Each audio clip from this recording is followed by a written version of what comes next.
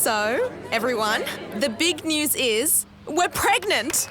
And the other big news is I'm upgrading the brakes on my Mustang. If you really love cars, Auto One. Talk and Power, your motorsport and motoring radio show. Now on 88.5 FM, The Valley Comes Alive. And podcasting across iTunes and talkandpower.com.au.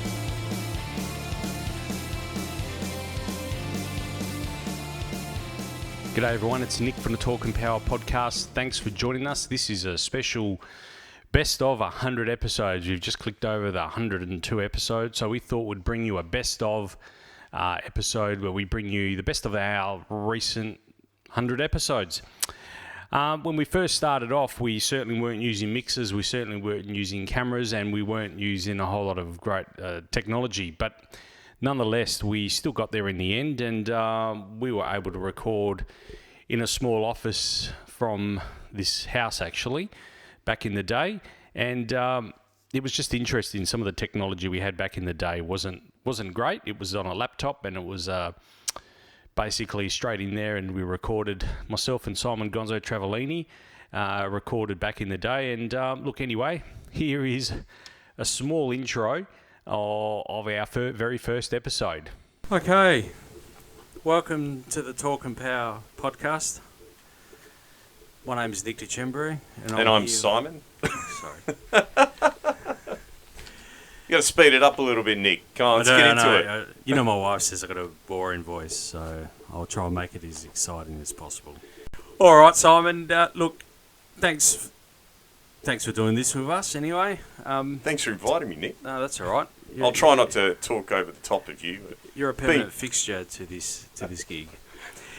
Anyway, tell us a bit about yourself, Simon. I am mainly into drag racing, but I have competed in other forms of motorsport. I work for Allfast in Malaga. We build race cars, we tune them, we do anything we can that makes money, although there hasn't been a lot of that lately. No, fair enough. So yeah, I've been involved in motorsports for about 30 years now, and my most recent foray was racing Group 1 ANDRA Top Door Slammer. Yep. It wasn't very successful. No, I think in fairness you did quite well. You've gone 6-0? Yeah, 6-0. Yeah.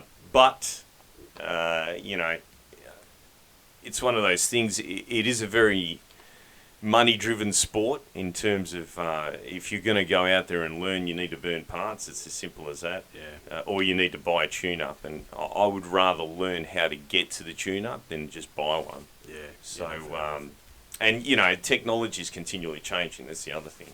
Yeah. But we're not here to talk about drag racing, so let's move on.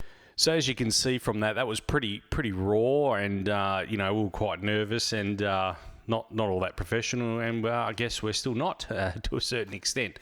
So that was our first step. That was the intro. That was episode number 1. I thought it would be the right time to also, we had a different theme song back then, and I thought I would just play that here for you right now as well. Recorded live in Balcatta, Western Australia, the hoon capital of the world, this is Talk and Power.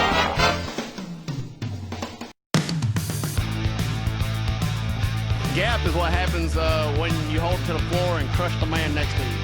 There's space in between your back lumbar and your front lumbar. We in the South we refer to it as the gap band. Well, I think Formula One is for grown-ups.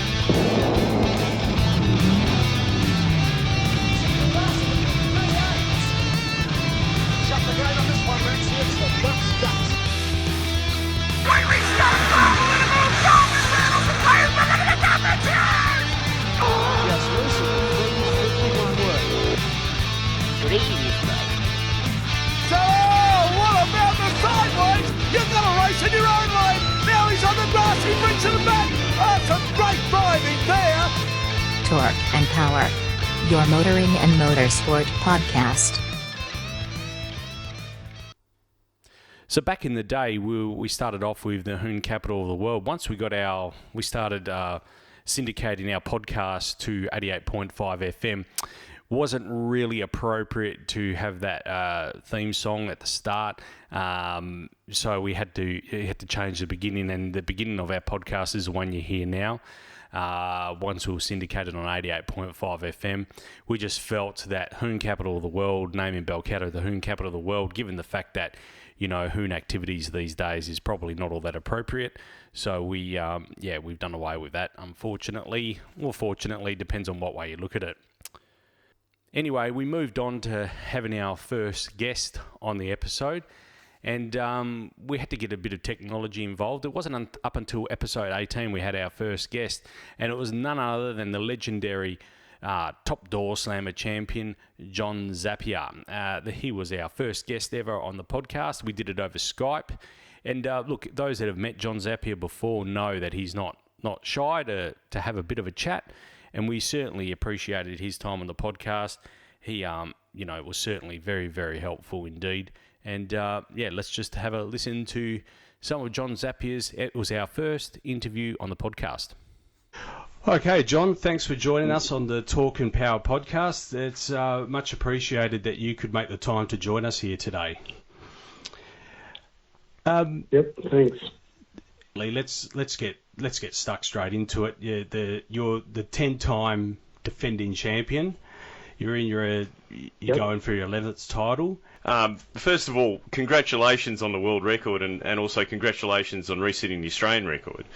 I've always wanted to know this. For me, when my first experience drag racing when I was 15, I remember I was the old wooden boxes at Ravenswood. I was paying for my ticket, and I heard this noise. It was like a roar with a whistle in the background. And I ran up the stairs, and you were doing one of your trademark three-quarter track burnouts. And at that point, I realised that I wanted to go drag racing. Did you have a moment like that early on in your career? Like were you at the track one day and thought, I want to give this a go?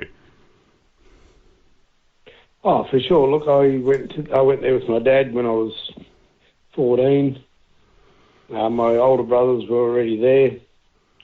Richard and Joe were already there, and I went with Dad, and he stayed there for a while. And back in those days, I think we had the St. Lawrence Dragster, and probably Cowan running a blown altered or something, and we got to see a little bit of it. And then Dad wanted to go home, and I was like, I was crushed, and so I had to go home. Couldn't stay with me brothers because everyone was a bit rowdy in those days. So as soon as I got my licence, I was down there. Sunday street beatings, straight to the drags. Do you think that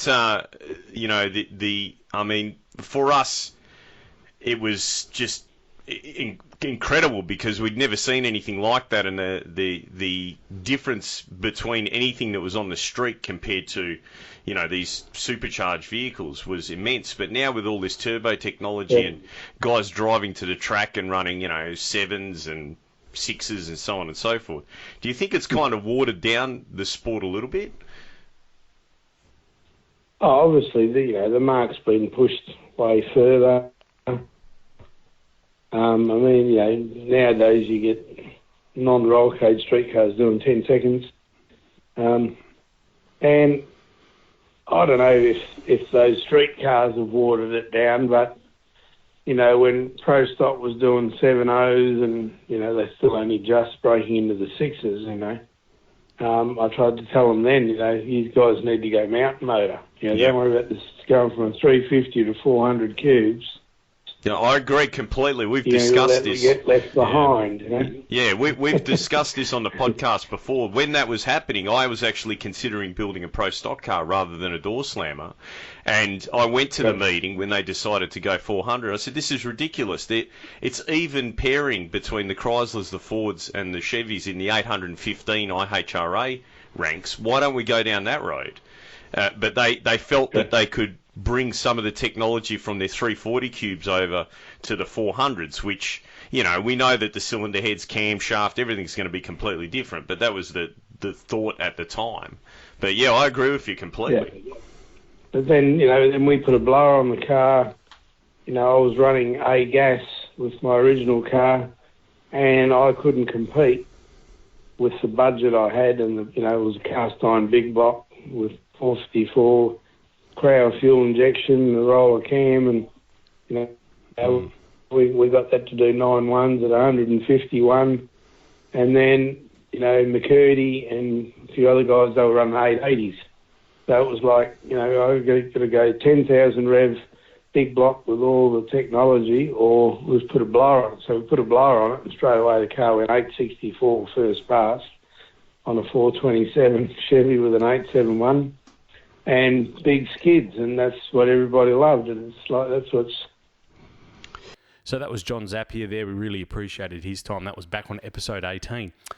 By episode 23, Simon and his wife Nicole, they were off having their firstborn baby, Nicholas. So we needed someone to step in, and Luke Nieuwhof at the time was in Australia, and I reached out to Luke, and he came to our office here and recorded episode number 23. Really appreciated that, because Luke is quite well known in the industry, especially in the drag racing industry, as a reputable journalist, and we really appreciated his time and coming on the podcast.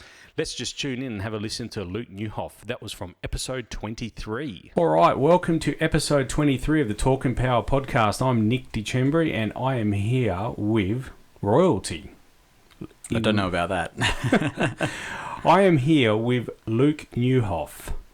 Now, for those listeners that are not familiar with Luke, let's just give a bit of a rundown of Luke and what you've done in the past. You still are the editor and co-founder of Drag News magazine. You were previously the marketing and communications manager at the Perth Motorplex, media manager of ANDRA, and journalist and media monitor previous to that. So, and in the meantime, you've been running wadragracing.com.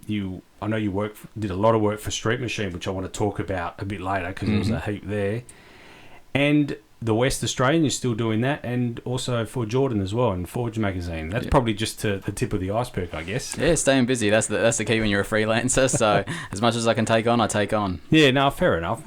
Look, I mean, I've known you for a long time, but some of our listeners probably may not. So just give us a brief rundown of yourself and your family and how you've come from drag racing over the years. Well, I guess I was born into the sport. My parents have raced for a long time. My dad first, and then my mother as well. Mm-hmm. So I grew up around Ravenswood, watching them race motorbikes, and then of course the transition to Perth Motorplex. Okay. And that's I guess the transition to Perth Motorplex, as you know, kind of came around the same time as the internet was starting to take off, I guess. So yeah, would you believe I started writing event reports for the NHRA drag racing video game. Yeah, okay. And then the track manager at the time, Peter Pike, asked if I'd be interested in helping out with the Dragster Australia reports for the real racing at the Motorplex. Okay. And then it all sort of just rolled on from there. I think in year 11 digital media class, I put together a WA drag racing website. Yep. And that's how that all started, and everything's just sort of grown from there.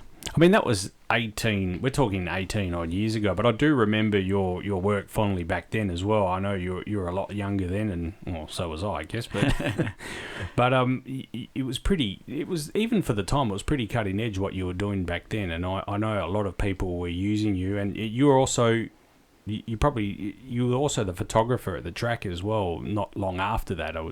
Mm-hmm. Well, I guess the photography was just a fun sort of side aspect of running the website. It lets you get trackside, it lets you get the best seat in the house, and it really is. You're spoilt when you get to be within meters of these cars roaring past you, and it's just such an exciting sport. And to see it up close is something, as a 16-year-old kid was amazing, and even today it still amazes me when I'm standing next to a top fuel dragster that launches, and it literally shakes your brain around and shakes the snot out of your nose. It's that explosive when they launch, and that's the addictive thing about drag racing. Yeah, it is. Yeah, that's certainly the case. I can vouch for that. All right, that was Luke, and he certainly brought a level of professionalism to that podcast when we had him on back there on episode 23. We really appreciated his time. He's living in the US now full time, and hopefully we can catch up with him soon one day. Anyway, look, we'll take a short break here, and we'll be back with much more of our best of 100 episodes right after this. The Auto One customer loyalty program, the Auto One Club, has been designed to provide privileges to loyal customers. Head on over to www.auto1.com.au and click on the club membership tab, or alternatively head into your local Auto One store and ask about the benefits that come with being a loyal Auto One club member. While you're in the store, be sure to check out Auto One's extensive range of Impact Automotive garage tools, floor mats and coolant. The Impact Automotive range offers quality products at affordable prices. From a 3-ton heavy-duty trolley jack to an adjustable mechanic seat, the Impact Automotive range has a garage tool that'll suit your needs. The range has also well over 20 different types of floor and boot mats to suit your ride. They come in rubber or fabric with a PVC backing to stop slipping. Also in the range is an extensive choice of coolant.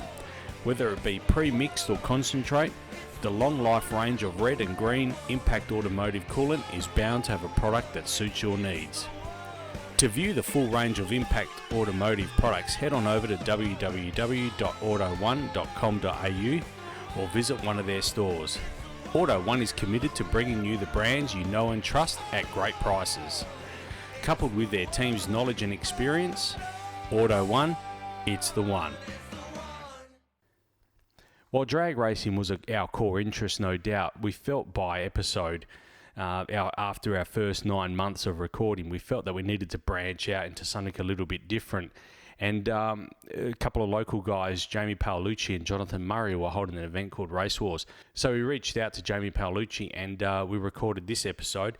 To date, this is not the highest ranking episode, but it's certainly up there in terms of downloads. And we really appreciated Jamie for his time back in 2018 for this interview.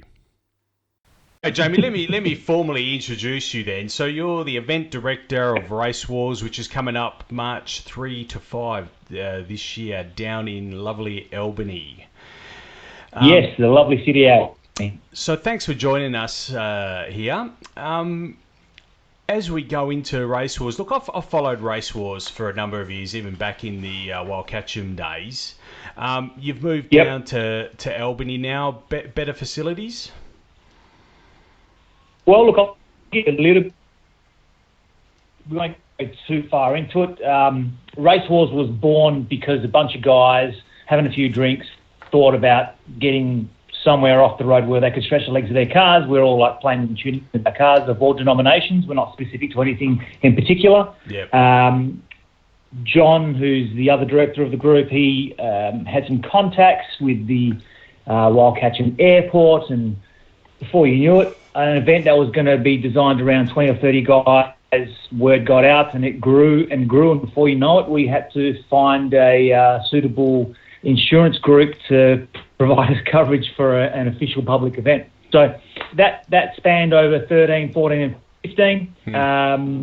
Wild Catchem Council didn't want to proceed any further with the event, so in the interim we decided to sort of close Race Wars down. Unknown to us, we had started some discussions with Albany Council in 2016, and the idea was, look, you know, the processes for planning and approvals and everything else, as well as CAST, given it's a federal facility, you know, $76 million airport, people don't just hand them over.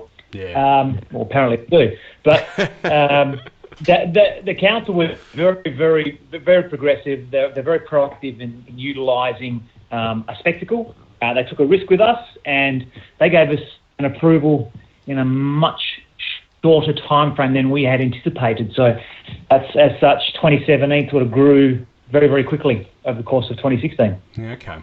I've heard that you've got some competition in the AU stakes with Simon Gillespie dropping a turbocharged Gen 3 into one. Is that rumour true? Yeah, it's true. I mean, that guy's, you know, he doesn't think straight, that dude. You know, you've taken a single overhead cam, straight six, like that.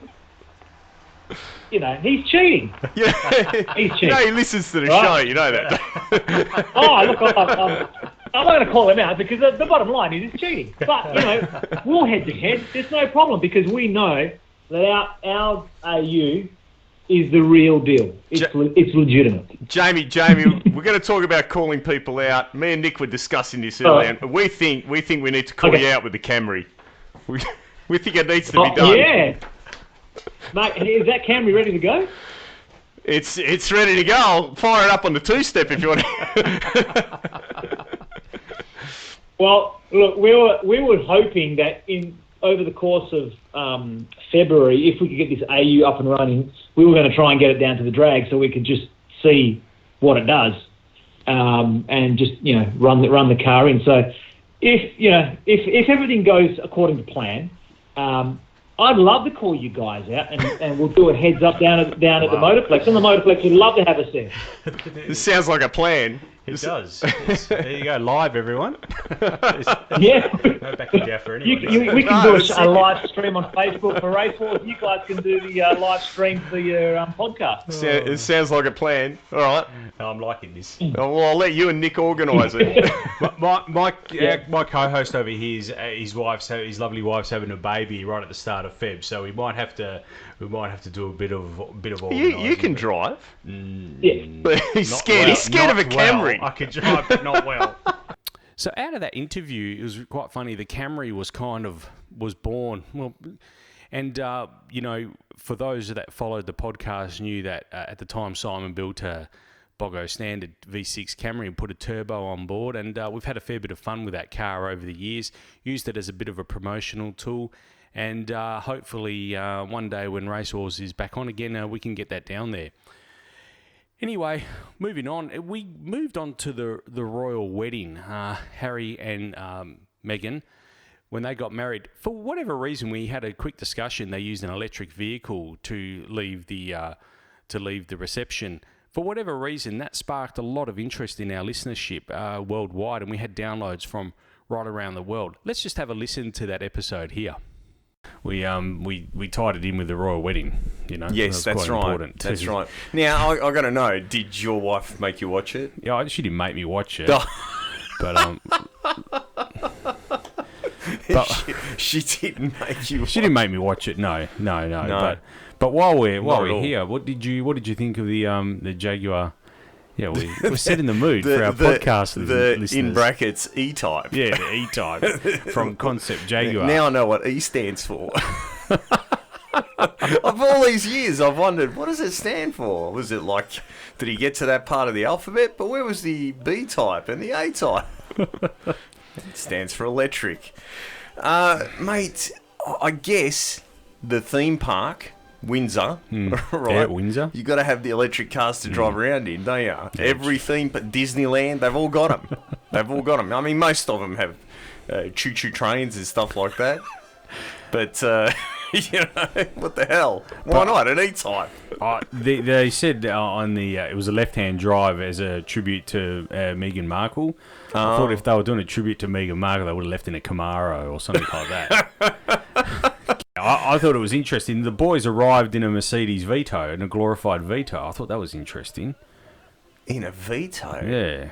I didn't know. I just saw the Bentleys or Rollers or whatever. No, the two boys actually arrived in a glorified black Mercedes Vito. Lewis Hamilton must be really having an impression. Yeah. Good point. Rocking up in Mercedes-Benz. They couldn't rock up in an Aston Martin or something like that. Was there any, rap competitions back at the... I find it interesting. I think they got the Jaguar into it by as a tribute to the British. But there you go. They made the comment that he's a big James Bond fan, and that was the decision. And I'm trying to think, when did James Bond ever have a Jag? I can't remember. It's Aston Martin. Aston Martin. That's right. Every bloody show he's got. I think he had a BMW in one. Yeah, had a BMW in one, and he had a Lotus in one. Yeah, it was a Lotus Esprit. Yeah, the submarine one. Yeah, the one that went underwater, yeah. But apart from that, they've been Astons, so I don't see the connection. No. Anyway. It would have been more of a Her Majesty's Stupid service if he was driving an electric. I mean, what's he going to do, pull over and charge up? Oh, come on, let's be realistic. It's James Bond. Maybe he's going to have rocket-propelled batteries or something. I don't know. So getting back to drag racing, which was the core of our interest, by this stage, Kelly Betts had become the first female top fuel champion in Australia. She was driving for the Lamartina family at the time. So we reached out to Kelly, and she gave us an extraordinary interview. It's one, if you haven't listened to it, I urge you to go back and listen to it. But look, here's some short highlights of that interview right here with Kelly Betts. Probably one of the best interviews we've done. We have arguably one of our biggest stars that we've had to date on the podcast on the line right now. Arguably, without a doubt, our biggest star. Would like to welcome Kelly Betts, the first Australian Top Fuel female champion. Welcome, Kelly. How are you? Hello. Well, that's pretty nice introduction there, if it's the biggest star. Kelly, big congratulations. I mean, to be able to have the opportunity to drive a Top Fuel car is, incredible. To win a race is just unbelievable. To win a championship, and arguably in the toughest season, the most subscribed Top Fuel events in probably the last 15 or 20 years. Big effort, huge, and to be the first female, absolutely amazing. Yeah, I mean, the way you just spelled it out there is kind of how it was all going for me as the season went, like it started with, holy moly, I've got an opportunity to drive a Top Fuel car, and that was just blowing my mind at the start anyway, and to be honest, it still does. And then, obviously the first goal was driving the car and showing the team that they chose me for a reason. I can do it for them. And then once we kind of got through that, I guess, process of showing Phil that I can handle and can drive the car, then it came to having, getting a win in it, which was one of the biggest things for me at the time in achieving. And then next minute we won another event, and then another event after that. And coming into the Winter Nationals, at the start of the season, we had kind of our hopes for the championship had been lost a little bit because of the first event. We had some troubles with the car, and it being an elimination round, it kind of we copped a fair thing with no points for that round, and Damien Harris obviously won it, and that he picked up a whole lot of points on us because it was an elimination round, and then there wasn't due to be another elimination round until the Winter Nationals. So to try and catch up on that points lead that he got there, we kind of thought all hope was lost. Yeah. But who would have thought the season ahead you were going to take out 3 wins then put yourself in contention? Talking about that, so your first win was at the Sydney event at the Santos Summer Thunder, right? You also run a PB 383 with a 2. Yes. So this is your first win for the season, and it lifts you to 3rd in the points. Right, this was January 2018. At this stage, are you starting to get the sense that the championship is up for grabs? At that stage, I thought, we could either, in my head, I was thinking, well, this will be great. We should finish 2nd or 3rd in my first full season. That's fantastic in my head kind of thing. The possibility of then, you wouldn't have even thought that you could go then and win the next 2 events, and, obviously it all surrounded by what Damien did at those events as well. But, I think at that point of the season, I was like, you know what, this will be pretty cool if we can, have some good results from here on in and end up being, 2nd or 3rd. All right, well, look, that was Kelly Betts, and as I said, one of the first females in Australia to win a Top Fuel championship. We really appreciated her time. Anyway, we're going to take a short break here, and we'll be back with more right after this.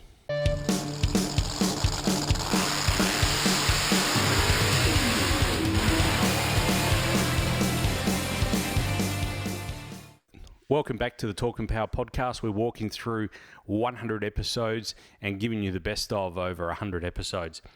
Over the time, we've done a number of outside broadcasts where we weren't all that proficient in it back in the day, but episode 36 and 37, we had to do a double header, and we headed out to Johnny Benzene Detailing, good friend of the podcast, and we did our first outside broadcast from his premises. So let's just catch up with a bit from that right here. All right, everyone, episode 36 of the Talk and Power podcast, and as you probably can tell, we are live. This is a live podcast that we're doing from Benzene Detailing here in Wangara. This is a Cancer Council fundraiser. It's the Benzene Open Day, and I'm here with Johnny Alardi. How are you, Johnny? Yeah, I'm good, Nick. Thank you. That's good. Thanks for the invite down here. It's great to be here. Can you just give us a rundown on the what's today, what it's all about? It's probably about a couple of things, to be honest with you. It was we've obviously revamped the workshop in the last 6 months, and I thought it was a good opportunity to have an open day, but also try and raise some funds for the Cancer Council, which is something we try to do on a yearly basis. And I thought we'd just utilise the workshop and the space we've got in the complex to have a bit of a show and shine. So yeah. Look, as you can probably hear, some of the cars are rolling up as we speak. So, Johnny, you've been here, a couple of years now? It's actually been over 4 years now. So 4 years, yeah, there you go. Yeah, right. in the workshop, yeah. You just did a pretty major renovation here at the moment, so you've got a mezzanine floor in now and you've polished up the floors. Any other renovations you've done in here that I may have missed? No, obviously, I mean, that's the main thing was to, the mezzanine to give us the floor space back, but obviously the lighting is probably another step above of what we had before. So which is what we that was part of what we wanted to try to achieve with the mezzanine floor as well. So no, it's come up $1 million. Just to have everything really tidy and locked away. Everything's nice and neat. It's got a place now. So yeah. No, it's good. So if our listeners are out there, if they need to find you, Benzene Detailing, I know you do all the top-end work. We've got some great cars out there at the moment, some of my favourites in Perth at the moment. So where can they find you, Johnny? We're obviously in Wangara, but if you just jump on our Facebook page, our Instagram page, Benzene's Detailing, all our details are there, and you can see what we do, and no worries. Obviously, we're at the shows. We're at Cars and Coffee as well. So, like I said, when we're out there, just come and say hello, and we can have a chat about what you want to get done. All right. Well, thanks, Johnny. Thanks for your time, and we really appreciate your invite here today. And we'll be talking to a few of the guys down here today. Thanks, Johnny. No, thanks for coming down. No worries. I'm here down at the Celebration of Motorsport at Langley Park for Targa West, and I'm with our first guest for the day, Tracey de Jager. Thanks for coming on, Tracey. I'm honoured to be here. I might just get you to talk a little bit closer to that. That's it. There we go. How's that? Perfect. Thanks, Tracey. Thanks for coming on. Thanks for taking the time to come on. Of course, for you, anything. Now, Tracey, I've known you for a little while. I remember when you, correct me if I'm wrong, but when you started out, it might have been an XD with a ZJ front end. Well, actually, it was the XB74 coupe, my husband's coupe, in Super Street. Oh, okay. All right. Well, there you go. I've got that wrong, haven't I? My apologies. So, no, that's all right. That was the early days. Okay, yep. What year was that then? 2007, 2008. Yeah, okay. All right. No worries. I remember also after that you went to the Ute as well. It was an XD Ute. Yep, that's when, I had nitrous on the Falcon, the XB, and then that's how Nitrous Nana's name sort of came out. Our first granddaughter was born then as well, so Nitrous Nana, and then everyone knew us as that, so we kept that on with the XD Ute. Yeah, okay. No, it's great.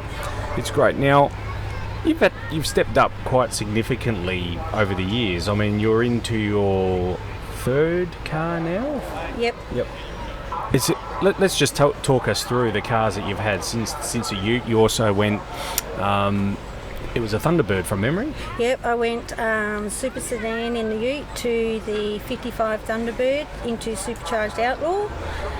Stayed there for a couple of years and then went from there in the 55 Thunderbird up to Top Comp. Yeah, okay. Yep. No, and that was a great looking car. It was different for the time, wasn't it? Oh, I love the classic look of the old cars. I love them. Yep. Well, we like to focus on motorsport and motoring. Also, it's really important that we keep younger people engaged.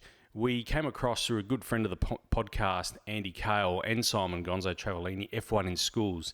And we felt that was a really good opportunity for us to reach out to the schools and see and interview some of the children taking part in F1 in schools. So we did that. It was episode 43. Back in the day. Let's just tune in. And some of these kids that were participating in this event, really gifted kids, really smart children. Let's just have a listen to that here. We are from F1 in Schools, which was the state finals for WA was held at the North Lakes Senior Campus this week. A big thanks to Deborah Maloney, also Dr. Michael Myers, and also Andy Cale for getting the Talk and Power podcast involved. It was really appreciated, and also thanks to all the schools that participated and gave us time for their interviews. Okay, I'm here with a team at Eton Secondary College. Chanel Racing. I'm here with Alistair, Mitchell, Olivia, Charlize, and Megan. Thanks for coming on, guys. Tell us a bit about your car that you've got over there. It's quite a good presentation, that car. Well, when we were first designing it, we had a few hiccups with the way we designed it, and then it wouldn't meet criteria, so then we had to design it differently, and then it wouldn't work the way we wanted it to. So there was a lot of time that went into designing it the way we wanted it, and I'm personally quite happy with the way it turned out. I mean, from a looks point of view, it's quite the part, I must admit. When you say it wasn't quite working right, so are you able to test this at school? Is that correct?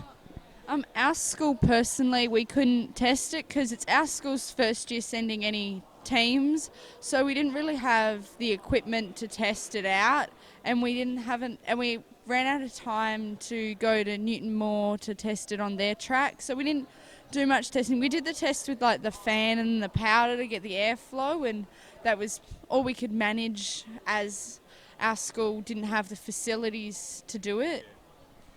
It's pretty crucial, isn't it? I mean, these cars are not hanging about. They get down that track, that 20-metre track in about a second. So airflow, even though they're only small cars, is crucial for these things, isn't it? Oh yeah, the airflow is definitely crucial, especially the weight too. The lighter the car, the faster it would go. But also you don't want the car to be so light that it just snaps easily. Hats off to your school as well. So this is the first year you guys have done it? Yep. We've got two teams that have come up with us, the team next to us over here, and we started working on them about a term and a half ago.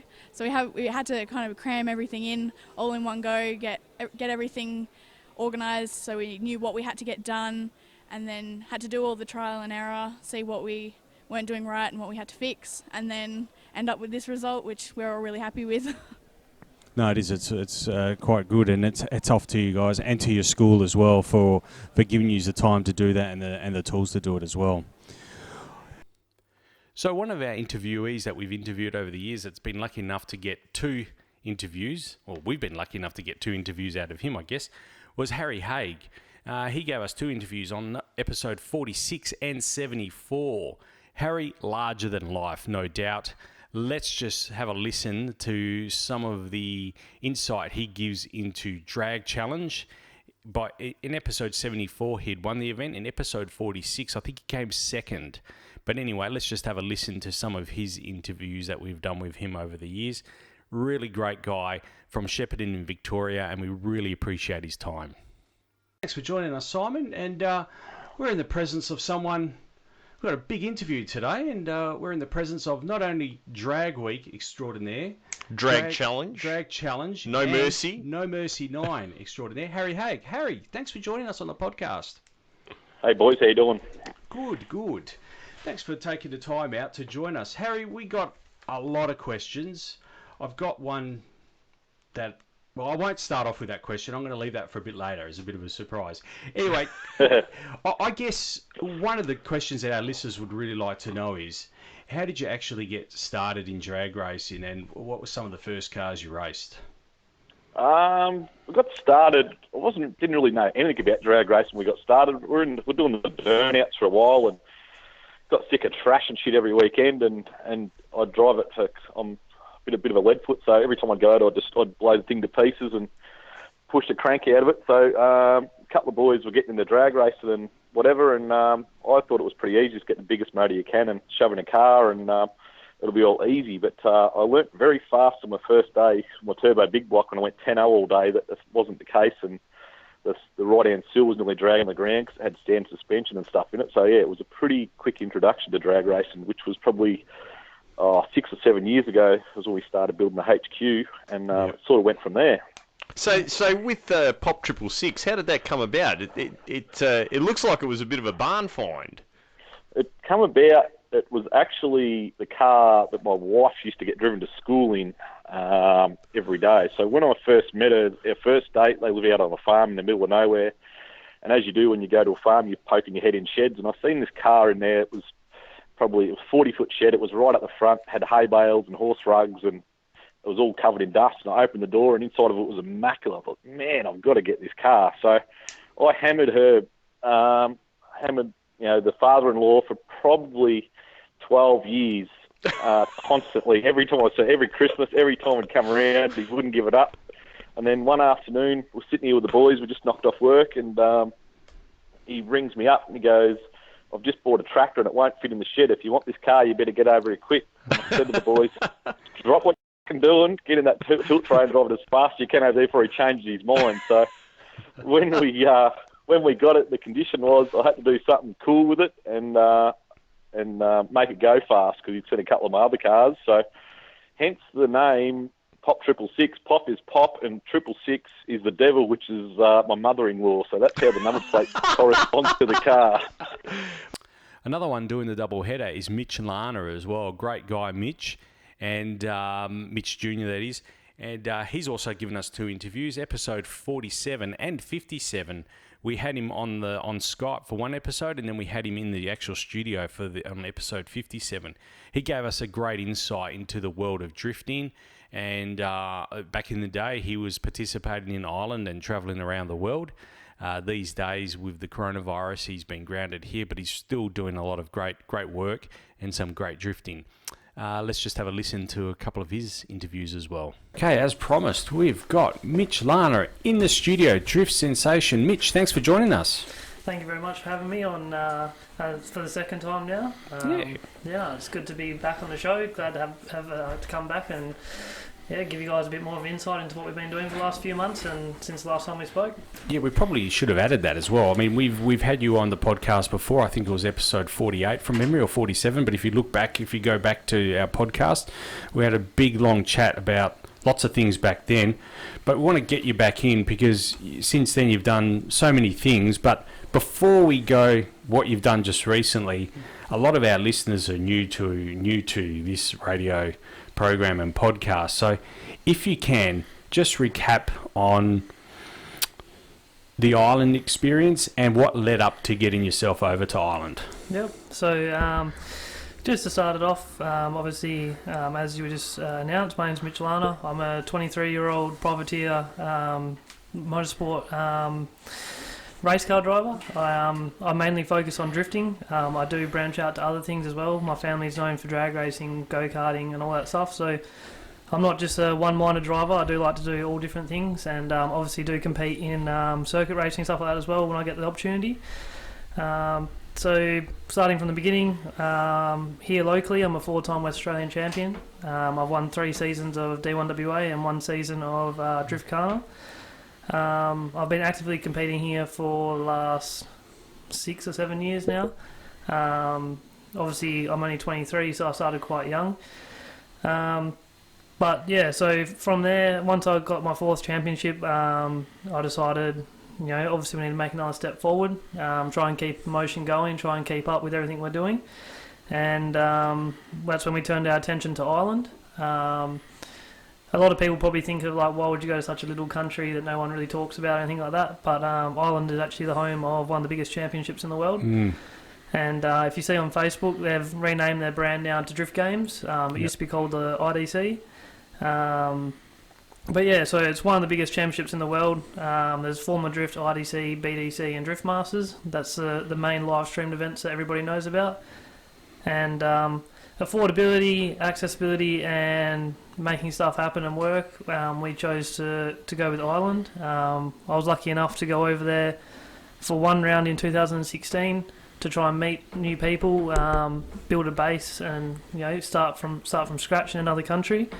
And while I was there, we didn't get any good results or anything like that. We were driving a car we never drove that was undeveloped for pro class and whatnot. So made the most of meeting the right people, talking to the right people, and lucky enough I became good friends with Richard at Bradley Motorworks. And he said to me right before I left, he's like, if you want to build a car, you can come here, we'll look after you, you can have the workshop, you can do what you need to do. So in the 6 months we had in between that and having the time to actually get the car ready, me and my dad made a plan. My dad's WA Performance, for those that know who that is. They're based in Bibra Lake, and they work on LS-based Commodores, Nissans, anything with an LS engine. And so, yeah, all my cars are all LS engine, V8. So it's a lot to cram in a couple of seconds and minutes just to get you guys to know who I am. But, yeah, so long story short, we spent 6 months preparing to go to Ireland to build a new car. And in 14 days, we built a car from scratch to a full competitive pro championship racing car that we actually got 5th in the season overall for my first season. So first season competing out of Australia, first season on semi-slicks, first season with over 600 horsepower, and obviously, yeah, just everything completely different bowl game. Never had anything to do with something like that or level of competition like that. Yeah. All right, look, we'll take a short break here and we'll be back with more right after this. Hi, it's Nick here from the Talk and Power podcast. We are proud to announce Auto One as our brand partner for the podcast. Auto One, it's the one. You can now order online with Click and Collect or get your order shipped.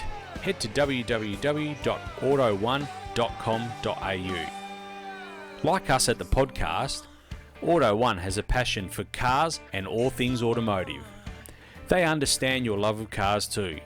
With great prices and the biggest brands you know and trust, they are sure to be able to help you with your project, whether it be replacing your wiper blades, fitting out your four-wheel drive with the latest gear, or rebuilding your dad's old HQ Holden. Not sure on how to install those spotlights? Don't panic. Just head to the website and click on the do-it-yourself videos and Rico will talk you through the process. From Auto One in Albany up to Auto One in Karratha, across to Auto One in Townsville, down to Auto One in Hobart, and over 50 stores in between. Auto One has a retail store nearby with expert advice and the stock on hand. Auto One is committed to bringing you the brands you know and trust at great prices. Coupled with the team's knowledge and experience, Auto One, it's the one.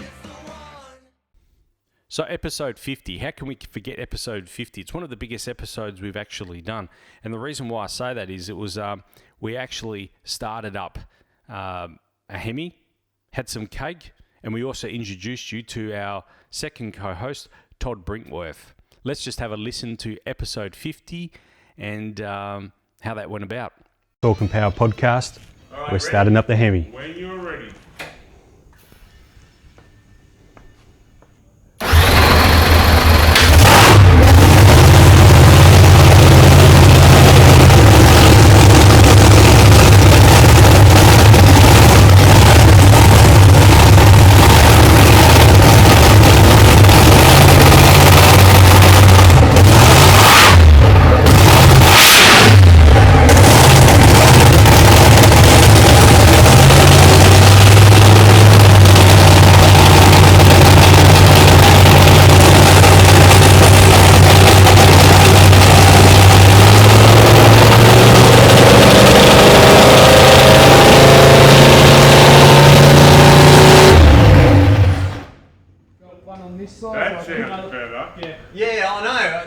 I didn't mean to do that. It's just that because it was the way it was. Hey everyone, look, this podcast is a little bit different. As you heard, episode 50, we started up the Simon's car, so that's running now and hasn't been running for 5 years. 5 years has been parked up. And what, Nick, the number 5, what a perfect way to celebrate our 50th podcast. 50th podcast. So we've 50th. Actually, maybe it's here. The 40th. Could be now. The 40th now. We've got a candle Just out here. Let me relight this. What a perfect way to celebrate by getting B.A. Baracus back out now a member of the Small Time Mafia. Yeah, you are. You are the member of the Small Time Mafia. And if you watch some of the videos, you will see me absolutely crapping my dacks, shooting through the doorway when I saw that massive flame pop out of the exhaust. But that's all right. So look, I mean, pretty excited about that. But anyway, let's just get through the formalities. And, thanks a lot, Simon. 50 episodes. Well done. Nick, thank you. Thanks for inviting me to be part of this. I know you've lost a lot of followers because of it. But hey, dreaming. You've probably picked up a lot more. Yeah, we have picked up a lot. And thanks to all of our viewers. Let's just blow out these candles. All right, 1, 2, 3. All right, we've got Todd Brinkworth, who was our man on the ground down at the Bathurst 12-hour this year. Thanks for coming on, Todd, and we really appreciate your time. Yeah, g'day, Nick. How you going? I'm very well. And look, we really appreciate your time. And you're actually the inaugural ground reporter for Talk and Power podcast. So welcome aboard. No worries. Thank you. So... Hey, Todd, just tell us a bit about, I mean, I know you're pretty, Simon speaks very highly of you. You're pretty close to a lot of races. You've been following a number of disciplines over the years in motorsport. So tell us, just give us a brief rundown on yourself before we get stuck into the Bathurst 12-hour. Mainly a big fan of motorsport and just sort of, I guess you say a coattail rider, but a helper for a lot of various guys in the WA motorsport scene. Hill climb, circuit racing, even got into sprint cars every now and then at Kwinana. I've been looked at drag racing, done media for drag racing, hot rod shows. Yeah, I can't even think of what else I've actually done, to tell you the truth. But if it has a engine in it, I'm normally there and I can enjoy it. So. No, that's excellent. It's a lot like myself, really. I've never actually participated, with the exception of a couple of Wednesday night meets down the track. But people like yourself and myself, we're on the ground and we like to tell the stories, I guess, and get the stories out there. So, no, we really appreciate you coming on, Todd. Following up the efforts of episode 50. It was episode 51, and we had a local drag racer, but world-renowned, Anthony Begley. He'd had a massive explosion at the Motorplex on the start line and made the media, I guess for all the wrong reasons. But we had Anthony come on the podcast. He gave up his time to come on, and we really appreciated it. Not only that, Anthony, we believe, is the first father and daughter team to come on the podcast. In episode 92, we had Emma come on as well, his daughter, who also races Nitro Funny Car. So let's just have a listen to both of their interviews here. Hey, Anthony. How you going, boy? Good. Yeah. Thanks for coming on the podcast for us. Much appreciated. No worries, mate. Hey, let's just kick off, and I'm going to rattle off a few classes, and you tell me yay or nay if I've got this right or wrong. Top fuel, Nitro Funny Car, top door slammer, top alcohol, super sedan, super street. Have I missed Double A Funny Car. Oh, double A Funny Car. Double A Funny Car. So competition eliminator. My apologies. There you go. I did miss one. Now, he's got me on top fuel and Nitro Funny Car, right? He's got me on competition eliminator, but he hasn't raced bikes yet. That's what I wouldn't mind. I want to have a go on a top fuel Harley. You see, raining on my parade, Nick. He is. You know that's what all these blow-ups. Yeah, that's what all these blow-ups are about. That's it, exactly. Getting used to it. Hey, Anthony, we'll kick off with the elephant in the room. The big blow up at the Perth Motorplex a couple of weeks ago. In my opinion, it's actually not your biggest blow up. I think if I wind my memory back, 2013 at Western Sydney, I thought that was a lot scarier and a lot bigger. Yeah, mate, definitely, Nick. It definitely was. 2013. This one here, it blew the top off of the car. Yep. And pretty much went out. It's like there was no flames. There was no anything. It pretty much, went bang, and then it was all over.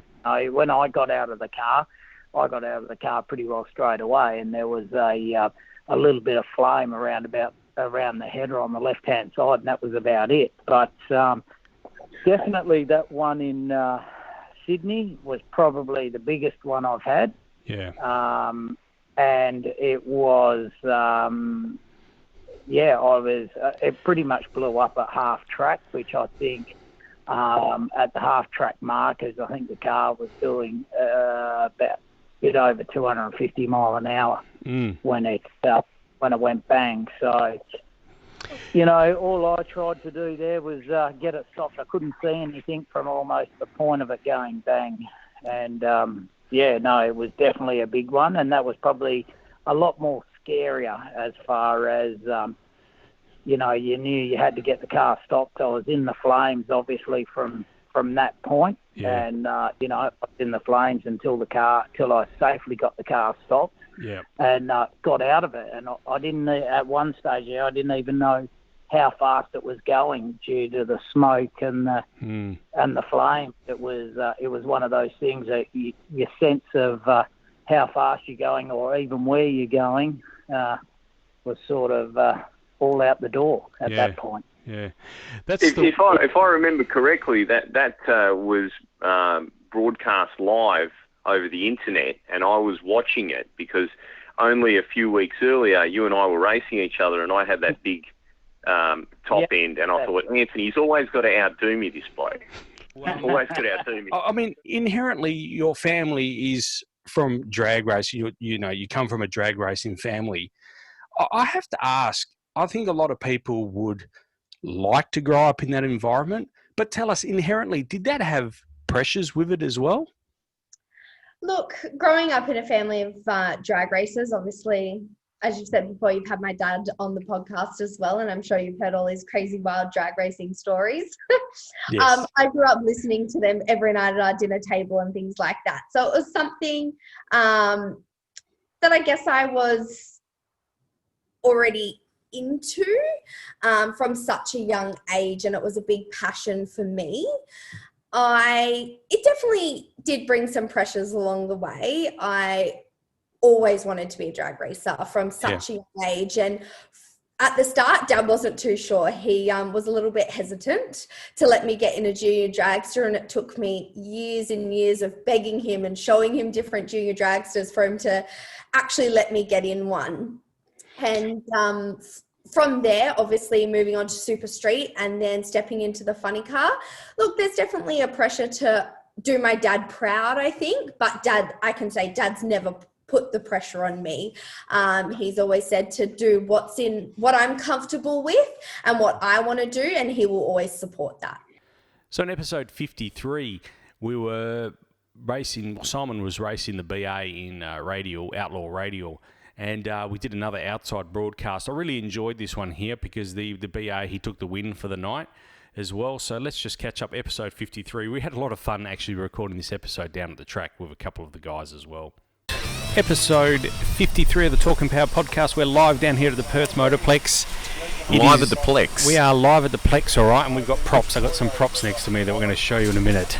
So this is an interactive podcast. I feel sorry for those that are listening to us. And Nick's positioned the camera so you can't see me. No, so you can. I checked that. I feel like Dickie Knee.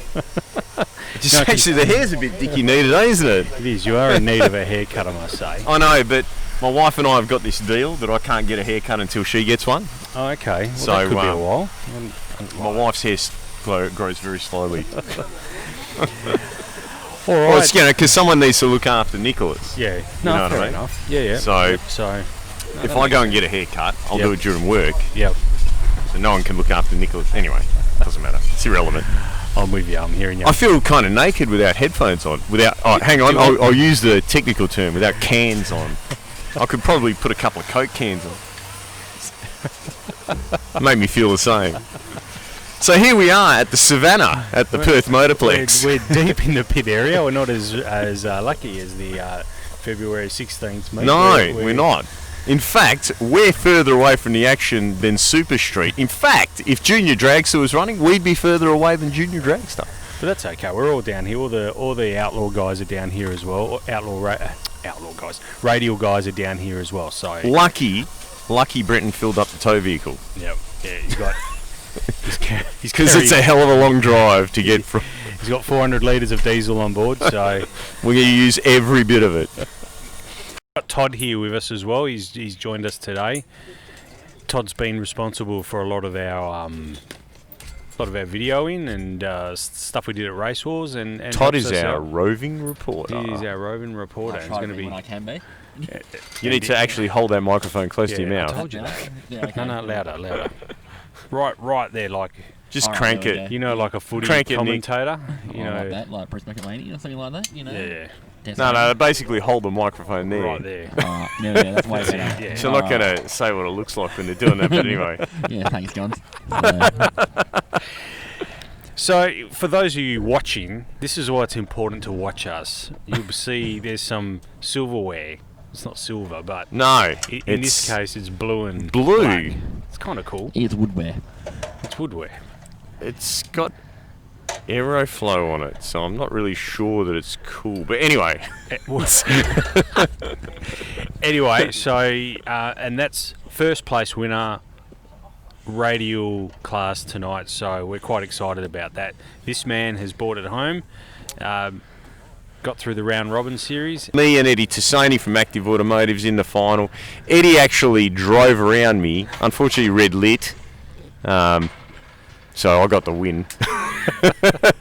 But hey, I got to tell you, right, how privileged am I to have raced the first 200 mile an hour LS powered streetcar in Australia. Now tell us, Simon. I mean, you and Eddie go back. I actually remember I was there as well. You go back to the 90s with Eddie. We've spoken about Eddie before, and we had him on at Race Wars, but it was a very brief chat. We have to get him back, obviously, but you know, you guys go back a long way. Eddie's always been the king of the streetcars. Like, a lot of people don't like to admit it, but he was the first to run a 9. In the modern era, there was the Joe's Caltex utility. Yep. That the guy's name, escapes me, but that car was a fairly radical car for a big block nitrous, quick change rear end ladder bar, heftily lightened. Yep. But yeah, in the modern era, the Tirana was officially the first. Yep. I believe Ferroni also ran a 9 at the same meeting. Yep. The thing that always amazed me with Ed was, you become loyal to a brand, I guess. I mean, a lot of people say that I'm a Ford guy. Yeah. I race a Ford bodied vehicle. It's got a HEMI in it. Yeah. Because, everyone knows that if you want to build a race engine, you've got to use a HEMI. But anyway, won't get into that debate. But he decided to go down the road of the 308, which always surprised me because you could have done a Chev a lot easier. Yeah. And he went on to kick a lot of goals with that motor. Yeah. Not only running the first 9, and that was naturally aspirated too. That's right. Now, it'd be remiss of me not to mention episode 55. Now, in episode 55, that was actually our first episode that was syndicated to 88.5 FM. So we brought about structure, I guess, to the podcast. We had to basically make segments up so it could fit into a radio format and a time slot on Saturday mornings. With that, on episode 55, we also interviewed ANDRA CEO now, Brett Stevens, at the ANDRA Grand Final, which was held at the Perth Motorplex. So let's just have a listen to a bit of that episode right here. Okay, I'm Nick DeChimbri. I'm here with co-host Simon Gonzo Travellini and co-host Todd Brinkworth. Thanks for joining us, guys. You are listening to the Talk and Power podcast. We are now transmitting on 88.5 FM. Where the valley comes alive. Welcome to all of our listeners through the city of Swan and Ellenbrook, from Bellevue Midland to Beachborough and everywhere in between. So welcome to all of our new listeners. Everywhere that there's a valley. We're there. Hey, if you're listening to us for the first time, you can catch up with us also on iTunes and Stitcher, or go to the Talk and Power website, www.talkandpower.com.au. And for those listeners that are not familiar with what we do, we're a motoring and motorsport podcast based in Western Australia, and we're really happy to be here. We are. Yeah, we are. It's exciting times, guys. So, yeah, look, So for those of you that haven't heard of us before and listening through 88.5 FM, we're really happy to be here. And, you can catch us anytime on iTunes, Stitcher, Spotify, or Podbean. I'm here with the General Manager of the Australian National Drag Racing Association, Brett Stevens. Brett, thanks for coming on to the podcast, and thanks for bringing the grand final of the series to WA. Thanks, Nick. It's great to be over in WA again at the Perth Motorplex, and it's great to have the final of the Summit Racing Equipment Sportsman Series for the first time in Western Australia. I was just about to ask that because I've been following the sport for 28 years, and I don't recall the grand final ever being here. So I thought that was the case. I mean, we've had plenty of Western Nationals. We've had lots of ANDRA events, obviously, over the years, but I don't recall the grand final being here. So really appreciate you guys bringing that out to Western Australia, and it's good to see crowds starting to fill up. The pit bays are quite full, so yeah, it's a testament to ANDRA and what they've done. Yeah, it certainly is exciting. It is the first time that the finals have been here. West Australian competitors for a long time have travelled to the east, have travelled to north to race as part of the series, and as much as anything, this is a reward for those guys that they get to race for the finals of the series in their home track. Yes, certainly. Look, Brett, just a question, I guess, without notice. It's been a 9-round series this season. Any particular highlights? I think because we move around so much, each track, each lot of local races all have their own personality. So whether we're in Mildura or Portland or the Northern Territory, either of the tracks in the Territory, or over here in Perth, I think each track has its personality, and each track does as much as it can to support the series and to look after any competitors that travel. So it was great to be part of the Motorplex and the ANDRA Grand Final, and also episode 55 being our first for the radio. We were pretty keen to impress, so we felt that was a good kick-off into the radio. Anyway, we'll take a short break here, and we'll be back with more right after this.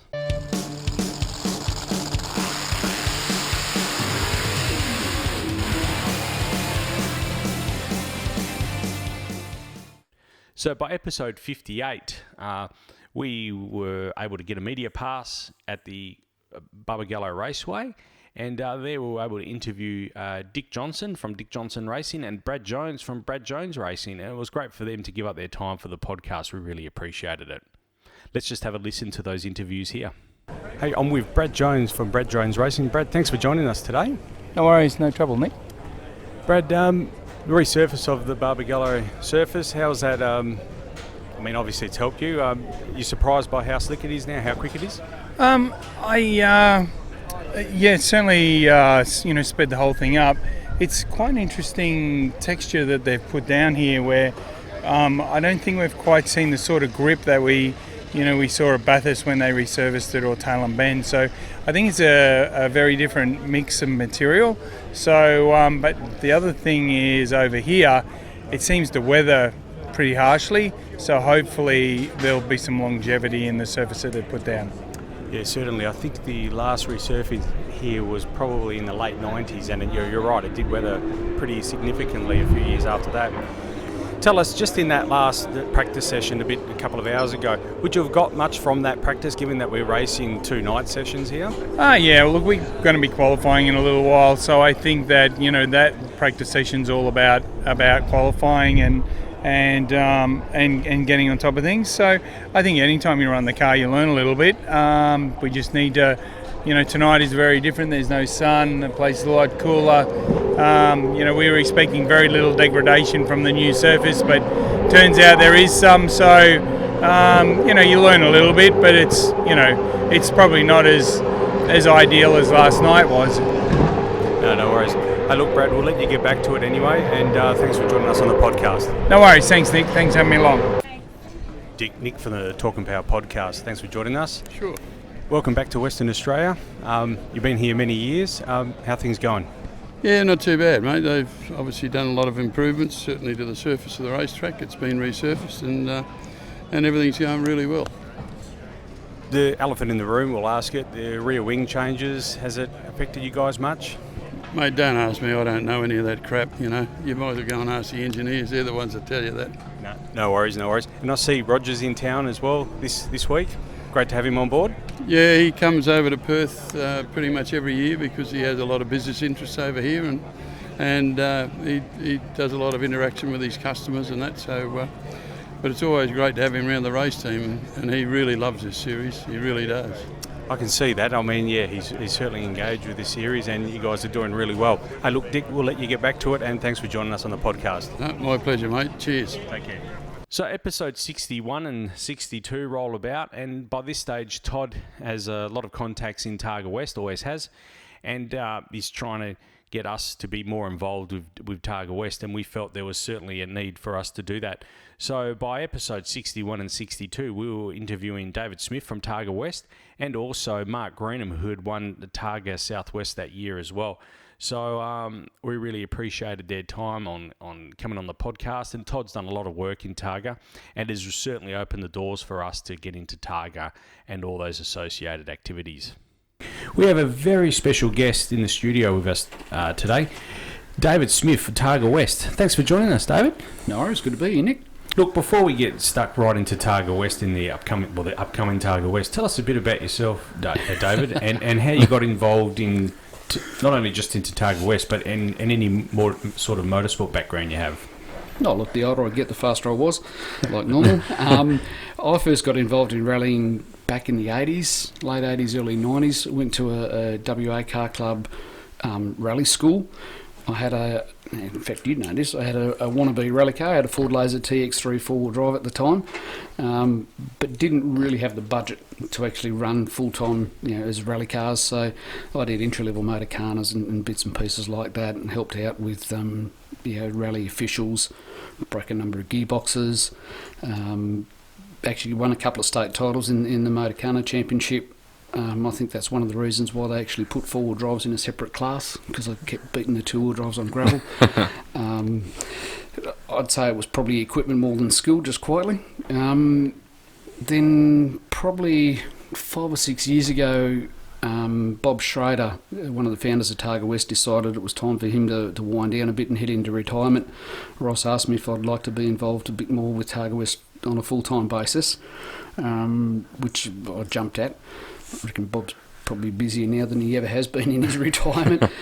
But I'd known Ross for heaps of years, too many years, through the WA Car Club and the Gravel Rally Championship, including running the Forest Rally with Ross, which is a round of the WA, or WA's round of the Australian Rally Championship, and obviously through Targa West as well. And basically the opportunity to work from home was a bit too much to pass up on, particularly in an area that you enjoy. But I've got another couple of motorsport records too. I won 2 Motor Carno State Champion Bucket Bashers Award, which is apparently the award for hitting the most flags, which apparently you're not supposed to hit. But I prefer to think of those as trophies recognising my exuberant driving style, and the flags were just unfortunate collateral damage. Okay, episode 62 of the Talk and Power podcast, and as promised, we've got with us Mark Greenham. Mark, thanks for joining us. Thanks for having me, guys. Winner, we should probably introduce you formally. Yeah, we should. should. Mark Greenham, winner of Targa Southwest, and hopefully going to improve on that third spot at Targa West this year. Yeah, that would be nice, wouldn't it? I mean, Targa Southwest has been pretty good to us over the years. I think I've won 3 of them now, but every time we try and get that the big one, the 4-day event, we have something that always pops up and works against us. But we did have our best result last year, coming 3rd with Steph, even though I think we dropped down to about 9th or 10th early in the second day and had to fight our way back. But no, hopefully if we just have a good smooth run at Targa West, we'll be doing all right. But we'll see if we can get there first. It's still I think it's 11 weeks away now. I think. I'm counting 10 down. weeks. This man's counting it down. No, I'm not. So in episode 56, we also had someone else do the double header, and that was Denver Parker. He, in episode 56 and 73, by episode 73, he'd won the WA Streetcar Championship, so we had him back a second time. But let's just have a listen to both of his interviews as well. Great guy, Denver, and very helpful for the podcast. Always gives us a lot of feedback and a lot of info as well. And we have a special guest in the studio with us again, Denver Parker. Welcome back. Great to have you back here. Thanks for having me. No, that's great. We love having guests in here. We love just to give a different view on things. So you're going to hang around for the whole podcast, I hear? Yeah, well, you guys have been having lots of fun lately, so... We have been having lots of fun. Hey, did you take out the championship? I did. Congratulations, mate. Cheers, mate. Yeah, it was good. It was awesome. So, we'll get into it a little bit later, but I want you just to start off the show. Just tell us a bit, like, what does it mean to you to win a championship?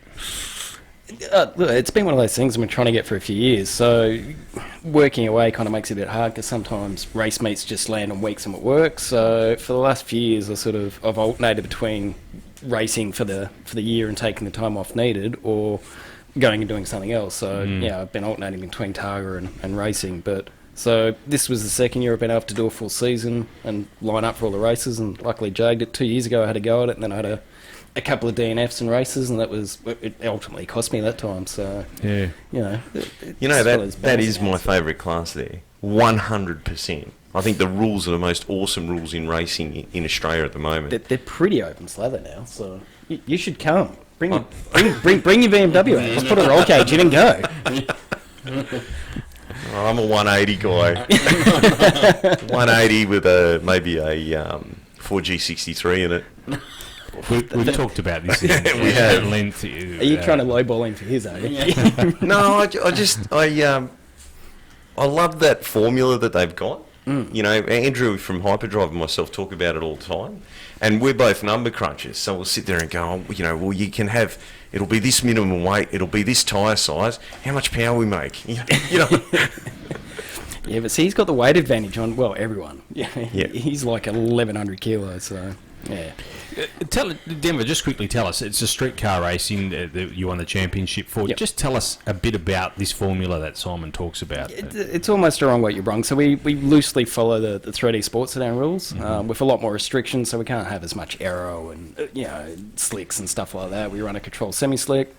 But these days, it is very open as to what you can put in the engine bay. It doesn't have to run what it came with, or a variation of the manufacturer. So, if it came with a 6, you could put a V8 from someone else, or a bigger turbo. Whatever. There's rules to capacity and weight and stuff like that. But sequential gearboxes, big brakes, good speed. You can change pretty much everything. Yeah. So you can run the sequentials now. Yeah, right. So you're not gonna like that one bit. We don't run carbs either.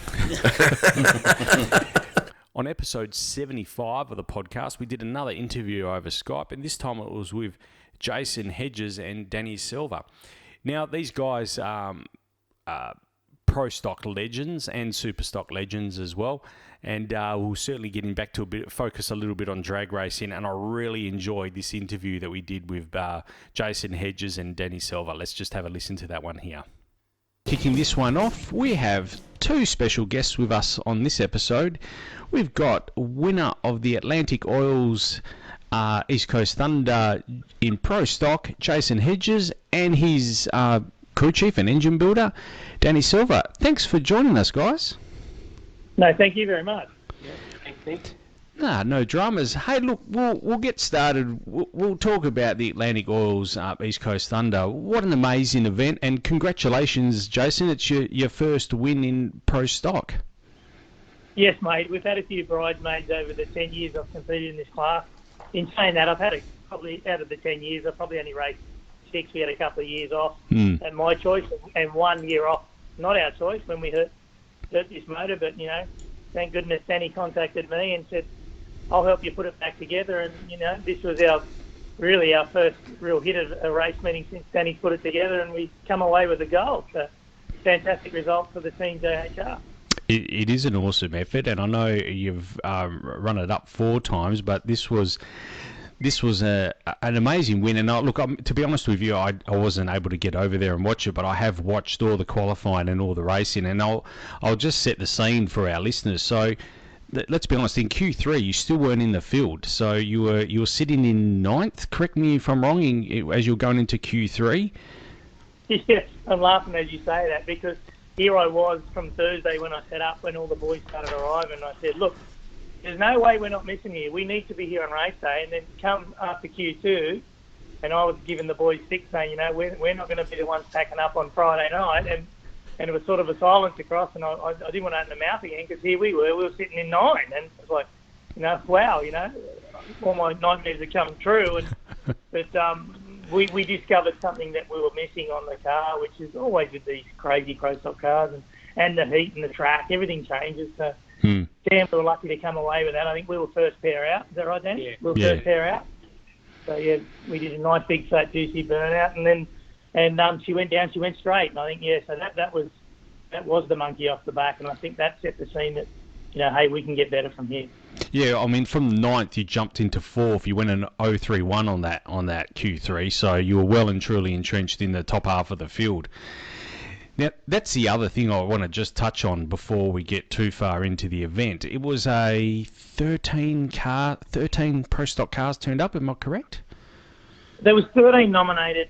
I think Darryl Stephen and his two Mustangs just weren't ready. He was hoping to have them there, so he pre-entered, hoping he could do it, but just that his moons didn't line up. And I think we went into the day with 9. Was it 9, Dan?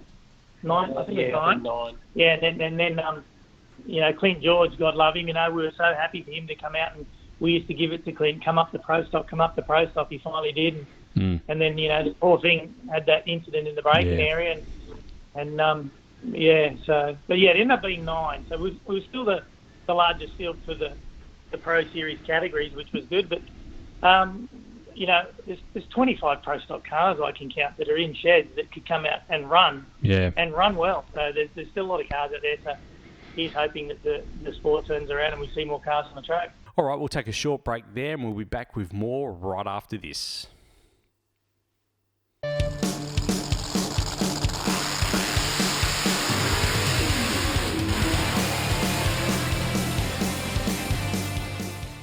All right, thanks for tuning in. This is a best of our 100 episodes over the years.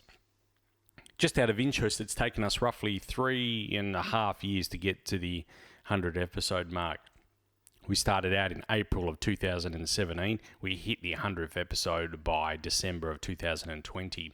Speaking of 2020, it was a really big year, and I can honestly say that, we really interviewed with the onset of COVID. As sad as it is to say, with the onset of COVID and with the invention of Zoom, we were able to interview probably more people in 2020 than we've ever done.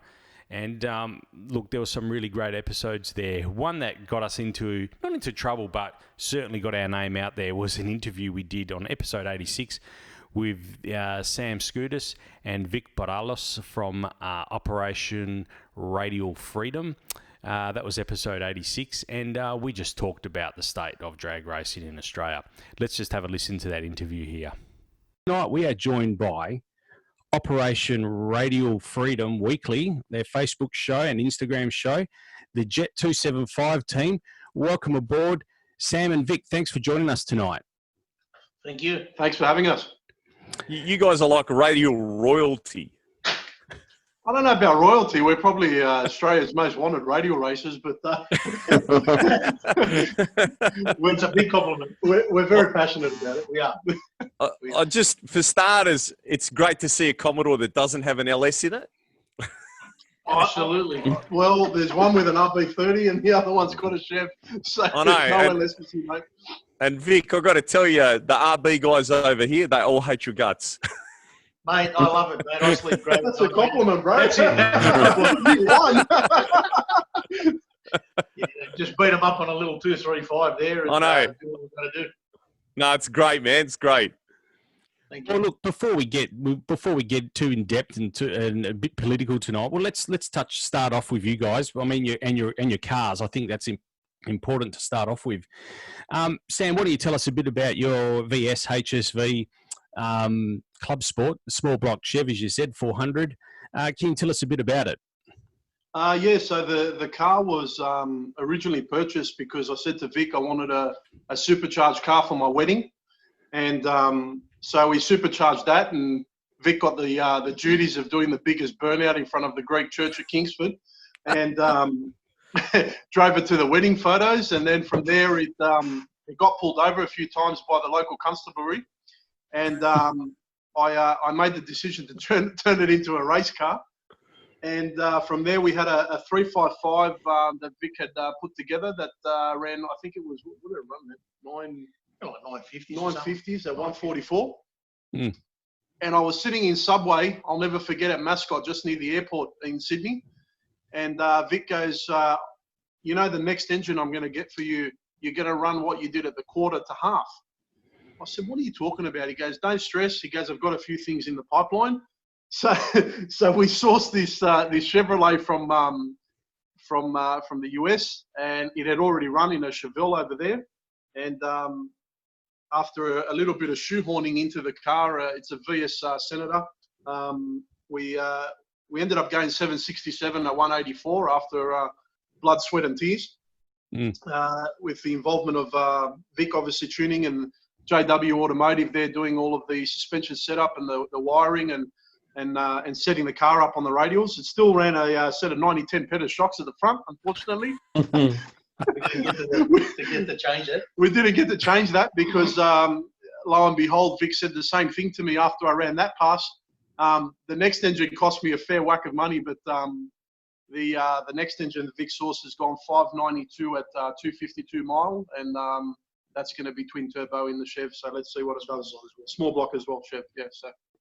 Also in 2020, we were fortunate enough to interview Phil Lamartina. I really, really enjoyed this interview. We actually did this at Birdswood. Phil had come over here to participate at the Western Nationals in Top Fuel, and we met that morning, and I really enjoyed this interview. Let's just have a listen to Phil Lamartina's interview right here. I'm sitting with legendary Top Fuel driver, Phil Lamartina. Phil, thanks for joining us. Thanks for having me. It's great to have you in Western Australia at the moment. We'll touch on why you're here shortly. But let's get, for those listeners that are the uninitiated listeners, let's just tell us a little bit about yourself. You kicked things off, I think all legends of Australian drag racing kick their careers off in an XW or an XY. I only say that because I got one myself, but not a GT. But can you tell us, all those years ago back in Mildura, you kicked off with an XW GT. Can you tell us a bit about that? Yeah, I suppose, just go back a little bit of history, I suppose. My dad had an XW, yeah, and which he bought brand new. Obviously, everyone's got a bit of a story about how, they should have kept it and all this sort of stuff. But anyway, cut a long story short, a fair few years ago, we just decided that we would like one, and we found it, a small place in Victoria, southern Victoria, and it was a silver one. And at that time, they weren't worth what they're, worth today. But that's how it all sort of started. We brought it, and then same old story. Want to go a little bit faster, and that's where we got introduced to Darren Morgan. Yep. In Mildura, mm-hmm. and we needed a gearbox built, and we went and just rang him up, and that's how we met him. And then one thing led to another. He was involved in the St Asia Drag Racing Association, so they were building the 8th mile strip there at the time, and we just got involved and helped out a little bit with building the strip with the mound and all that sort of stuff. And they started racing it. That's how it all started. Phil, tell us what you think. I mean, of this. I'm going to jump around the run sheet a bit here, but why do you reckon that Italians get involved in drag? If you look at drag racing in Australia, it is dominated. Oh, I shouldn't say dominated, but it's heavily influenced by Italian people with Italian descent. Do you think it's that car culture that people like yourself and myself grew up with in the 80s? Oh, funny enough, my dad actually doesn't really like cars or anything like that. Does mine. So it's actually very interesting. But I think also too, for me, it's been a little bit more of the farming background where we've been involved with machinery. Yeah. And mastering anything that you operate. A lot of people say you back in the day they just said you drive a tractor, or you're driving a truck or you know driving a car, and it's not that. You need to, you know, you got to operate that bit of machinery, and it's something that I think is just in your DNA, where you don't want it to beat you. Yeah. And that's, you want to master it and then be in control of it. And doesn't matter what you're doing, tractor, anything, you just want to be in control of it. So how do you control something? You need to master it, how it operates. Yep. And I think that's the challenge. And then pushing something to the limit to get the most out of it. Yeah. And it could be efficiencies, productivity, them sort of elements, or you just... Like, we're harvesting carrots when we were younger, and we'd be like, you know, just help out, like finish filling the trailers like you would normally do. You sort of understand that part, you know, farming, and then you sort of clean the machine, the harvester, leave it there, and you jump into 2 tractors and you race your brother back to the shed, who took a little bit of a shortcut, you know, through a different pivot or, you know, a headland or something like that, and he's come in and you calculate, and then you're going up a bit of a hill, so you quickly turn the air conditioner off and you're trying to get a bit of a roller. And then he's coming in, he's merging, and you're saying, well, look, I'll be honest, it's either we're going to crash or I'm going to go first. It's not, there's no in between. And so just that, just them aspects of farming, I suppose, and that. Yeah. Also in 2020, we had the privilege of meeting rally great Alistair McRae. He came into the studio and gave us a great interview. Let's just have a listen to that one right here. And we have some special guests in the studio. None other than Alistair McRae. Alistair, thanks for joining us. How you doing, boys? And Denver Parker's come in to help out. He's back. And Todd as usual. Yeah, I'm here. Thanks for joining us. No worries. Hey, Alistair, we'll kick off. We'll get stuck into this one. For those that are uninitiated, and you'd have to be pretty uninitiated, I would suggest, not to know the McRae family. I think anyone that's even my parents who know nothing about cars would know of the McRae family. So tell us a little bit about yourself, and you find yourself in lovely Western Australia these days. Yeah, I've been here for 13 years now. Well, as you said, the McRae family names have been involved in motorsport for a long time. My dad was rallying when I was growing up. He had a plumbing and heating business, but then his hobby was rallying, which turned into profession, although he kept the business going. So he was 5 times British champion. Myself and my brother Colin both started rallying obviously when we were 17, both into bikes prior to that. Colin was British champion, then world champion, and then myself British and Asian Pacific, and managed to make a career out of it for pretty much 20 years professional. So to turn your hobby into profession, and for 3 out of the same family to do that, it's pretty special, and obviously got the name pretty well known throughout the world. No, certainly. The question is, you've been in WA for 13 years. What brought you to WA? Like, it's a lovely place. We can all vouch for that. But how'd you end up here, Alistair? I was just cruising around and thought, this is a nice place. Oh, well, that sounds good. No, I met my now wife when we were here rallying back in '99, I think it was. Get the dates right. We did get married in Scotland, had kids there, but then when I stopped competing in the World Championship, when that all kind of quietened down, I was looking at doing some stuff in the Asian Pacific. Always loved coming to Perth. You know, I like the outdoor lifestyle, so to be able to go jet skiing, mountain biking, motorbiking, a bit of rallying, and have some sunshine, which you don't get a lot of in Scotland if you've ever been there. It was just a great opportunity for Tara to come back nearer her family, and then, you know, to bring kids up. I wouldn't say there's a better place around than Perth. Yeah, and I've seen some of your stuff on social media, sort of living up near the beach and going up to the dunes and doing all those things interesting, which is, yeah, we have a lot to offer in Perth. We sometimes take it for granted, don't we? Yeah, you know, I think you do. When you live anywhere, you do take it for granted. I mean, for me, Scotland, I would say Scotland will always be home, where I was, you know, born and brought up. But when you travel around, there's a lot of places that have got great things, but Perth seems to have pretty much from day-to-day life. Perth's got everything you really need. And it's, as you say, motorsport-wise, are for me hobbies. So motorbikes and jet skis and a bit of cars and stuff. It's all very close, which is good. Rocket-powered version. Let's just have a listen to that interview right here with Roscoe McGlashan and Barry Fitzsimmons.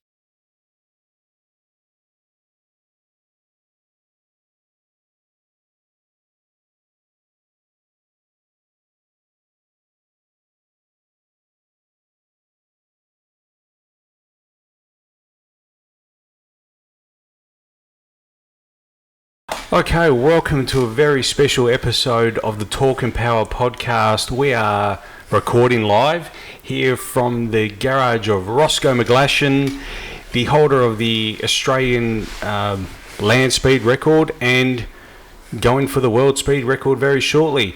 I'm also here with his offsider Barry and of course our co-host Todd Brinkworth. Todd, thanks for organising all this. And Roscoe, thank you very much. And Barry, thanks for your time as well. Yeah, thank you guys. Our pleasure. Hey, look, Roscoe, before we get stuck too deep into all of this, the vehicle that's behind us, this is the 5R. This is the, I guess you would call it the fifth incarnation of your attempt at a land speed record. That's her, yes. Yep. No worries. Look, I mean, we'll touch on that a little bit later on. We'll get really stuck into that. But just for those of you watching the video, I hope you're watching the video because if you're listening to the podcast, we're doing this as a vlog, as Todd calls it. Is that right, Todd? Yeah, that's the buzzword. Buzzword. So yeah, look, I mean, you can catch us on YouTube and Facebook if you're listening to us through the radio on 88.5 FM or through our podcast channels. Make sure you tune in because this vehicle that's behind us is the world's fastest, well, will be the world's fastest. It'll hold the land speed record, and you were telling us before, it's the world's most powerful car, 200,000 horsepower. 200,000 horsepower, 62,000 pound of thrust, yes. We've interviewed many people in this podcast. We had John Zappia, and he was pretty impressed with his 3,000 horsepower of his Monaro. But I mean, I'll tell you what, I think you've got him quartered there. All right, look, let's get stuck straight into it. Roscoe, you started out with a passion for going for the land speed record. Tell us a little bit. Let's get us started in the rocket-powered car that you actually did 253 mile an hour with. Rocket go-kart, yeah, that was a. I got interested in rockets a very long time ago, back in the 70s, and they were the fastest things down a quarter mile in drag racing. They actually still are. And anyway, but I got very excited with hydrogen peroxide rockets and wanted to build myself a motorcycle with 2 rocket engines on there, so I did my very best to put this thing together, and it didn't quite pan out as good as I'd hoped. Couldn't get it performing properly, and so I contacted a guy in the States, in California, who's Fearless Fred Goski, who's a really fast rocket funny car guy, and went over and spent some time with Fred, and learned a hell of a lot about it, and and where I was going wrong, and came back to Australia after running the go-kart. He had the go-kart in his shed, and took a lot of persuading, a lot of tequila to get him to get the thing down out of the shed, but we rented out to a place called Calico in back of California, and ran really fast, 253 mile an hour, and did a 5.9 second pass. And anyway, we took the rocket gear off this cart, brought it back to Australia, and the plan was to put it in the bike. And basically, when I got it back with all the rocket gear, ANDRA banned using rocket-powered vehicles on a drag strip, which is really sad. And I think the thing that hurt most about that was Dennis Sirimus was the man who banned it. He was the boss of ANDRA, and he was a very good friend of mine. Yeah, okay. Yeah. Not to be outdone also, we had the privilege of meeting with Simon Telford and Scott Taylor from Street Machine magazine, and along with Boris Viskovich as well, photographer for Street Machine magazine. These guys are royalty in the car modifying scene right across Australia, and to interview these guys this year was a great honour and privilege. Let's just have a listen to that episode right here. All the way from Street Machine magazine, we have with us Brand Content Director, Simon Telford, and Street Machine Deputy Editor, Scotty Taylor. Thanks for joining us, guys. G'day. Thanks for having us. Hey, I've got to be honest with you. Myself, Todd, and Simon in particular, we've been very, very big fans for many, many years. So much so, I don't know. Can you guys actually see that? Look at that. Sure can. It's a very early edition, that one. Yeah. Probably 1983. What? Very good, Telfo. Very good. It's from January 83 or December 82. So I just thought, I've been a big fan, been following it for many, many years. I don't have a Van Wheels, however. I don't have the Van Wheels, but anyway, I've got quite a few here. And we'll talk about some of those a bit later. Classics. But look, tell us, I mean, Telfo, you kicked off in the early 2000s at Street Machine. You started under the legendary Seto, or Jeff Seddon, as most people know him. Tell us how you got started. Well, I was out of school. I went into uni and became a high school teacher. Taught English and history, and I always loved Street Machine, but I never dreamed I could work on a car magazine. I thought you had to be like a Formula One driver and an ace engineer, an incredible mechanic to get in. And then I was teaching for a couple of years, and I saw some jobs popping up for different magazines, and I applied for one at the old Zoom magazine and Street Commodores. So got in there, went, yep, see you later teaching. This is more fun. And discovered, it's, you don't have to be a complete genius behind the wheel or behind the spanner. You have to have a bit of an idea, but the most important thing is to be able to write. Because most car guys, you're either one left brain or right brain, and rarely are people both. So it's actually hard to find people who can write and are interested in cars. So and Seto poached me from there. Thank God. No, that is a great story. And Boris, when we spoke with Boris a few weeks ago, he echoed the same sentiments actually. How about yourself, Scotty? How did you get your start? Wow, how long have you got? I mean, I can talk about this quite a bit. As long as we've got plenty of time, Scotty. So you go knock yourself out. It's all good. Right. I was a kid that grew up in the bush, screwing around with cars and guns and bikes and everything all the way through the 80s, reading Street Machine. And like Simon, I had no idea that I could actually do this as a job. So I built my first car at 16, a HQ Ute. Like we had 7 HQs out in the farm. I combined them into one because I said to my parents, can you buy me a car? Well, all the parts are there. Why don't you build one? I'm like, okay, all right. So built this Ute up and then got to the point of almost rego. And Dad said, all right, I'll take your Ute and I'll buy you a Tirana. So my first registered car was a LJ 2-door Tirana. So as a Street Machine, fan from way back in the early 80s, I've always been, reading it from cover to cover, every issue, right through. Anyway, as a job, my first major job, I guess, was a telecommunications technician working for Telstra. And so I went through that, did I had 12 years in Telstra, and then got a job with another company, like a big international telecommunications corporation, earning big dollars. And I got interested in the internet and doing my own websites and stuff like that. And then starting doing little how-tos on my own websites. And I knew a few people in the publishing scene, like Jason Gray, who was editor of Street Commodores, and then a job popped up at Zoom and Street Commodores. I went for the job at Zoom, and Simon was actually working there at the time. And are you guys still there? Yeah, we're here. We're listening. We're enthralled. Everything's really quiet. I was like, are they still listening? Maybe we should move as well. Yeah. So Simon was there in the interview at the time. So that's when me and Simon first met, actually. I didn't get that job because I wanted a little bit too much. Like I was taking a massive pay cut even to come across. This is back in the early 2000s, and I was going to lose. When I finally did come across, I lost 27 grand a year in a company card and a fuel card and the whole deal. It was a massive pay cut to get into publishing. Anyway, so I ended up with a job at Street Commodores under Jason Gray, who had, he'd been 2 times horsepower hero champion, all that kind of stuff. Me and Jason used to do karate together back in the 90s as well. Anyway, that's how I got into Street Commodores. And then I met Simon. Simon left, I guess maybe 6 months. Was it 6 months after I started, Simon? Something like that, yep. You went over to Street Machine. And then, the place where Street Commodores and everything came about was this place called Express Publications, and it was a bit of a madhouse. I think me and Simon are two of the only guys that walked out there under our own steam. Everyone else pretty much got escorted from the building. It was that sort of place. Wow. So I survived there almost 3 years, and I just got to the point where, you know what, one day I'm going to get marched out the door, so I'm going to go under my own power.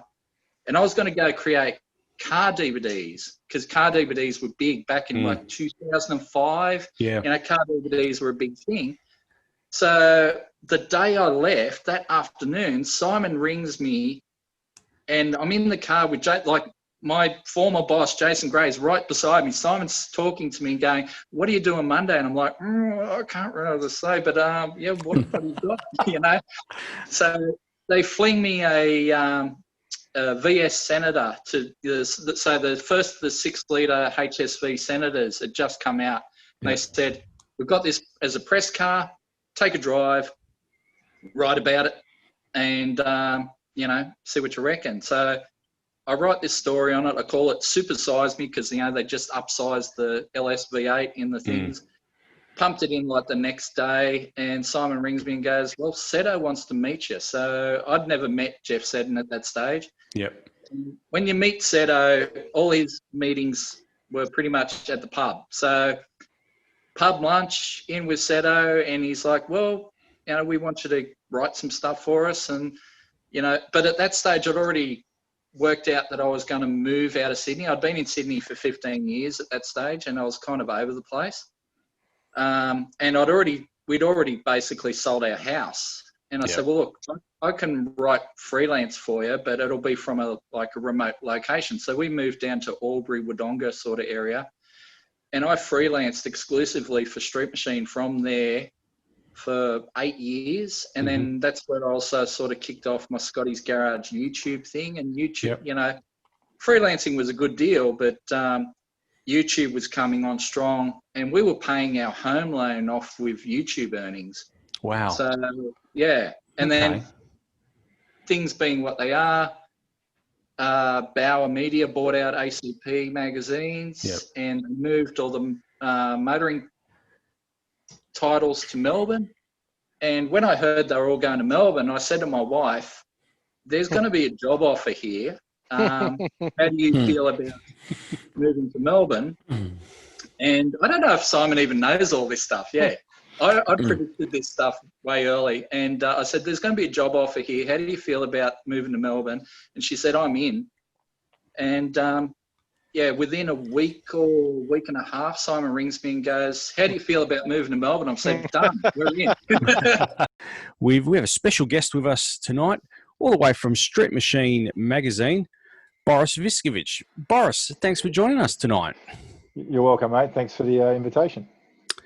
It's a pleasure to have you on. We caught up at Motivation earlier in the year, and we got chatting, and I thought I think it's great to have you on. You've been in the industry for a long time, prominent in Western Australia in the scene. So we thought, be great to have you on. Boris, tell us a little bit. I mean, you're actually probably one of the best exports out of Balcatta, I would say. So tell us a bit. You've done the suburb proud, but tell us a bit early life in the suburb. What was it like growing up in particular in Balcatta, the home of street racing and burnouts? Well, I'm born and bred in Osborne Park for a start, but I went to Balcatta Senior High School. Oh, okay. I spent most of my childhood at the Yugoslav Club on Jones Street, so I was in between, Aussie Park and Balcatta a lot growing up. But it was great, and it was at the time a bit of a hotbed. I think just that a lot of ethnic majorities around the area. So everyone, there was lots of Italians and Macedonians and Greeks and Yugoslavs, and a lot of the guys, from my childhood, I remember going to discos at the Yugoslav club, and I was, 9 or 10 years old, and there were guys like Frank DiVigilio with his, Bermuda green, what is it, Bermuda or Bahama green, whatever the Tirana colour is, that bright green. Panel vans with Statesman grills and all that, in the mid 70s. I'm 53 this year, so I kind of remember that disco era and that van scene as well, which is really cool. Yeah, look, I mean, it's funny. I'm on a Facebook page called the Balcatta Buzz, and they talk about Delaunay Street being, should the speed limit should be lifted to 60 kilometres an hour. So back in the 80s, they were getting to 160 down that street, and we were like, if you were at the Yugoslav club, I was down at the Vusto club, which was basically the end of Delaunay Street back in those days, and how times have changed, but I think we've all moved on from that time. To finish off our best of 100, it would be remiss of me not to mention also the last interview 99 that we did, episode 99, sorry. It was with Andy and Mick Cale and Warren Sander. Really touching story from the three of them in their battle against cancer. Warren is the husband of the late Terry Sander, Australian Super Street champion in 2010. He tells us of Terry's story, and also Andy, who's built with our co-host Simon Gonzo Travellini, the Hellcat Mercedes that she's using to raise awareness and funds for breast cancer research. We really appreciated their time coming on the podcast. Let's just have a listen to that one here. I'm joined by Andy Cale. Hi, everyone. Her husband, Mick. Thanks for having us. And on Zoom, we are joined by Warren Sander. Warren, thanks for joining us. No problem. And anything for a good cause.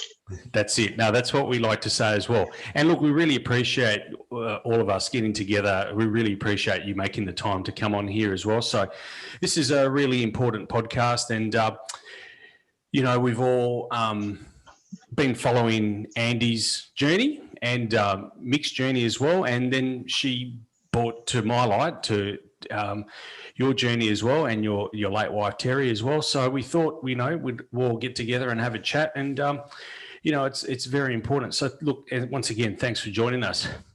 Andy, let me introduce yourself first to our listeners that might not be familiar with you.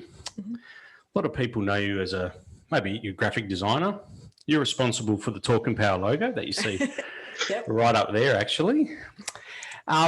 Second to that, you're a drag racer since 2011, Super Sedan. But I like to think of you as the author and breast cancer conqueror. Is something that I'll endear you to. So thanks for joining us, and thanks for being here. Tell us a little bit about yourself and how you got into drag racing. Well, I met this guy next to me, and he dragged me down to Ravenswood to watch his mate race a GT. And I probably didn't look back since. I was always a bit into the muscle cars, really like my muscle cars.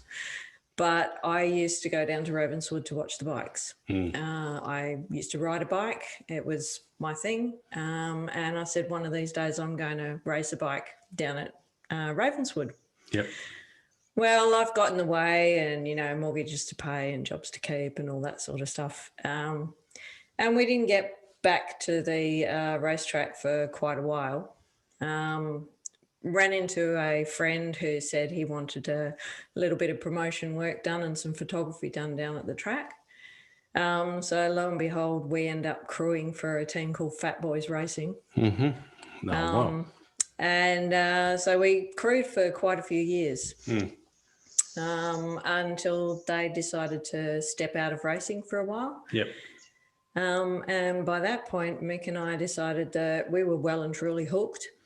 And so Tell the truth. We weren't real and truly hooked. Well, you just plied me with alcohol that night and said, let's go do this. So we thought, well, why don't we just go and buy our own car instead of crewing for other people and do it ourselves? Yeah. And Mick goes, well, who are we going to get to drive it? And I went, well, I'm going to drive it. So we had a chat to Simon and said, do you know of any good cars going? And he said, well, it's funny you should mention that. I got one sitting on the hoist. I remember the ad perfectly well in Perth Streetcar when Simon was writing for that magazine a while back. Yes. There was a photo of a Tirana and a big red machine on there which said, no, that's not my phone number. But yeah, the Tirana was within the ballpark. Yeah. So I guess, I mean, we'll jump ahead a little bit here, but tell us a little bit then. Your latest project, Mama's Toy. Tell us how that came to be and your inspiration that you drew from Terry Sander. So we decided it was time for a change of car, and thought that it might be a nice idea to build our own. A good project.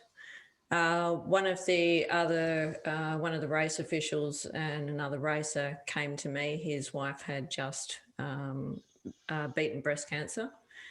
And he said, wouldn't it be a really cool idea if we did something like the Beat the Heat guys and take some passages and actually show them that we're not a bunch of hoons, that we're all a really good supportive family, and that we all look after each other and look out for each other. And, we should be able to share that. Yep. And he goes, so I'm going to leave that with you. And he just walked off. Well, so the inspiration, Mama's Toy. We'll switch over to Warren here. Warren, tell us a little bit about Terry and her racing career. It started out of all things, a Bluebird wagon. Tell us how it morphed into the Rover.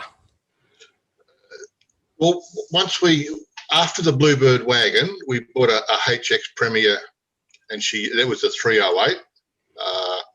It eventually did run a 12 with the Chev in it, but we wanted a purpose-built car. So, I mean, the Rover, it was a light car, aerodynamic car, and we ended up having to put ladder bars in it. And in the end, it was a very good car. It was certainly consistent and predictable, and Terry did pretty damn well in it. So I think pretty damn well is an understatement. Well, yeah, 2010, she was the Australian Super Street champion. That's not easy. Can you tell us like that journey there? I mean, there was a number of gold Christmas trees, but the Australian Super Street champion as well. Tell us a little bit about that. That was 2010. Talk us through that year. Look, she's she's won a gold Christmas tree in Sydney, and when she got to the Winter Nationals that year, once she got to the quarterfinal, I think it was a runner-up because she had a bye in the semi-final. All she had to do was front for the final, and she was Australian champion. Look, and to be honest, I can't remember any of the races other than the semi-final, which was a solo, and the final. If you ask me who she ran in the other 3 or 4 rounds, I couldn't tell you. I can't remember. So, look, that brings to a close the best of the 100 episodes. There's so much more that we could have put in there, but really I just wanted to keep it as brief as possible. We really appreciate your journey with us as well. We really appreciate all of our listeners. As I said in our 100th episode, we can't do this without 2 very important ingredients. That is you, the listener, and most importantly, the guests as well. Having the guests and the listeners together, we can't do it without those 2. We also need to thank Auto One for all their help as well, coming on board as a sponsor this year. We've really appreciated their time, and for all the people that have helped us out over the years. I've gone through them in episode 100, but we really appreciate all the people that have helped us along in the journey. Anyway, we really hope you enjoyed this podcast, and keep coming back. We'll have a heap more coming up, hopefully for another 100 episodes and beyond. Thanks, everyone. Thanks for tuning in. Talk and Power, your motorsport and motoring radio show. Now on 88.5 FM, The Valley Comes Alive. And podcasting across iTunes and talkandpower.com.au.